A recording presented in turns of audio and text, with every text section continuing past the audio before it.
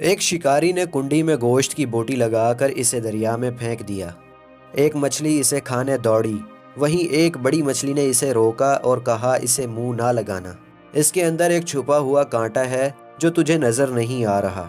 بوٹی کھاتے ہی وہ کانٹا تیرے حلق میں چبھ جائے گا، جو 1000 کوششوں کے بعد بھی نہیں نکلے گا۔ تیرے تڑپنے سے باہر بیٹھے شکاری کو اس باریک ڈور کے ذریعے خبر ہو جائے گی۔ تو تڑپے گی اور وہ شکاری خوش ہوگا۔ اس باریک ڈور کے ذریعے تجھے باہر نکالے گا، چھری سے تیرے ٹکڑے ٹکڑے کر دے گا، مرچ مسالہ لگا کر تجھے آگ پر ابلتے تیل میں پکائے گا۔ 10 انگلیوں اور 32 دانتوں والے انسان تجھے چبا چبا کر کھا جائیں گے۔ یہ تیرا انجام ہوگا۔ بڑی مچھلی اتنا کہہ کر چلی گئی۔ چھوٹی مچھلی نے دریا میں ریسرچ شروع کر دی۔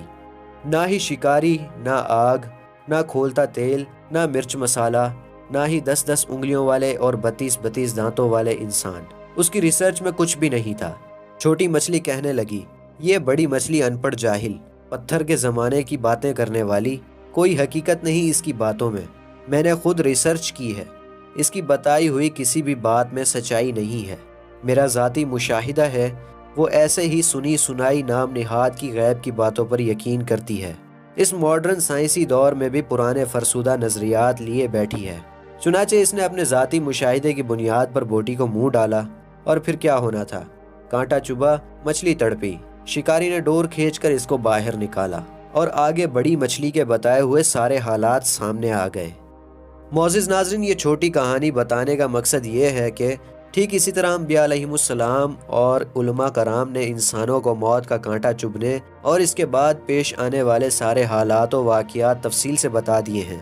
بڑی مچھلی کی طرح کے عقل مند انسانوں نے انبیاء علیہم السلام کی باتوں کو مان کر زندگی گزارنی شروع کر دی، جبکہ چھوٹی مچھلی والے نظریات رکھنے والے انبیاء علیہم السلام کا راستہ چھوڑ کر اپنی ظاہری ریسرچ پر چل پڑے۔ موت کا کانٹا چبھنے کے بعد سارے حالات سامنے آ جائیں گے۔ مچھلی پانی سے نکلی، واپس نہ گئی، انسان دنیا سے گیا، واپس نہ آیا۔ دوستو، اللہ رب العزت سے دعا ہے کہ اللہ پاک ہمیں صراط مستقیم پر چلنے اور اسلام کے مطابق زندگی گزارنے کی توفیق عطا فرمائے۔ آمین یا رب العالمین۔ ناظرین، اگر آج کی یہ ویڈیو آپ کو پسند آئی ہے تو ویڈیو کو لائک کر دیں، کمنٹ سیکشن میں اس ویڈیو کے متعلق اپنی رائے کا اظہار کریں، اور ایسی مزید انٹرسٹنگ اور اسلامک ویڈیوز کے لیے ہمارے یوٹیوب چینل کو سبسکرائب کر لیں۔ نیکسٹ ویڈیو تک کے لیے اجازت دیجیے۔ اللہ حافظ۔